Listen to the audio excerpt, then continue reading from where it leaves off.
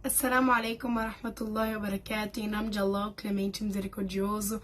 Louvado seja Deus, Senhor do Universo, que a paz e a bênção esteja com o nosso querido e amado profeta Muhammad sallallahu alaihi wasallam, seus companheiros e seus seguidores até o dia do juízo final. Este é mais um vídeo respondendo perguntas sobre jejum.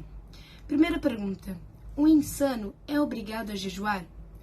Ele não é obrigado a jejuar porque ele perdeu o manat da atribuição, que é a mente. E sua evidência é um hadith. A pena foi levantada de 3, do adormecido até que ele acorde, do menino até que ele atinja a puberdade e do insano até que ele se torne sã. Segunda pergunta: se alguém perde a cabeça durante parte do dia, é obrigado a jejuar?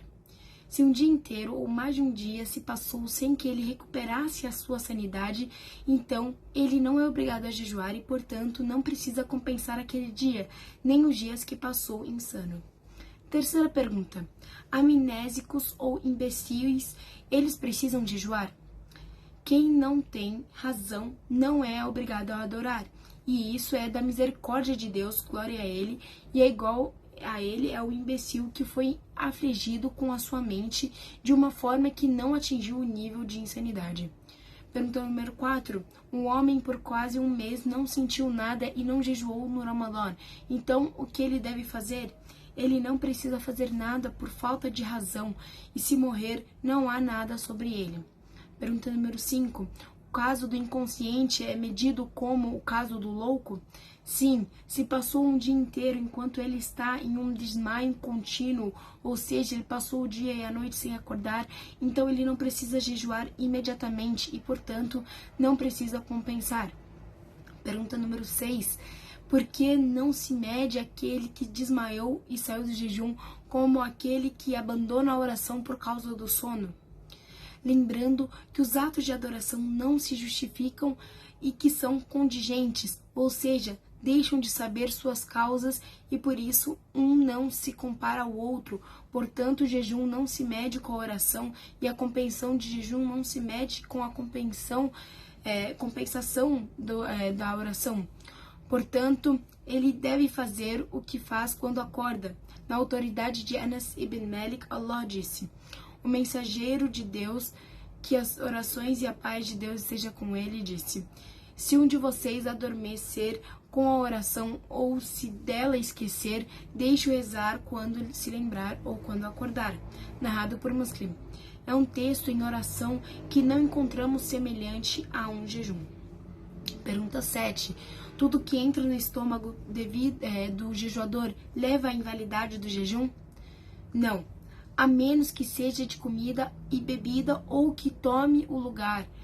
E essa declaração está em Al-Munir. Comer na realidade é engolir o alimento depois de mastigá-lo e alcançar a pedrinha não é comer na realidade. Pergunta número 8. O jejuador quebra o jejum injetando agulhas na veia?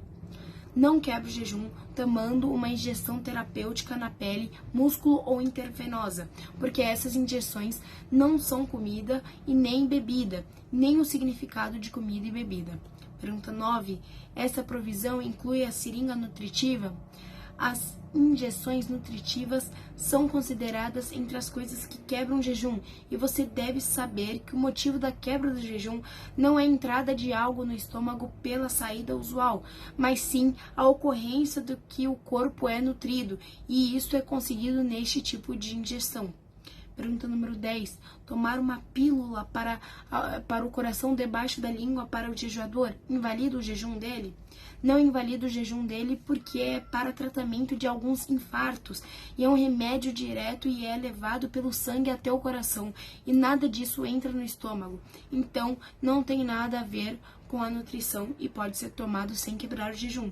Pergunta número 11. O colírio pode ser usado durante o dia no Ramadã? Sim, e não invalida o jejum. Pergunta 12. Em algumas farmácias existem inaladores para asma. Então, é permitido o jejuador usá-lo durante o dia no Ramadã? É permitido porque esse spray não atinge o estômago, mas atinge os brônquios. Portanto, não é no sentido de comer ou beber e não atinge o estômago. Pergunta 13. Qual é a decisão sobre a inalação de vapor usado em hospitais para pacientes com asma durante o dia do Ramadã? Isso leva à sua entrada no pulmão e no estômago. Por isso, não é permitido usá-lo para uma pessoa em jejum. Pergunta 14. O que você diz sobre o uso de gotas nasais para o jejuador? Não prejudica o jejum, porque o que chega ao estômago dessas gotas é muito pouco. Por isso, não é considerado alimento, mas o jejuador é advertido a não ingerir muito. Pergunta número 15. Qual é a decisão se for um medicamento nasal em forma de spray? Não há nenhum problema em usá-lo. Espero que todos tenham entendido. Qualquer coisa é só deixar nos comentários que eu terei o prazer de responder. Wassalamu alaikum wa rahmatullahi wa barakatuh.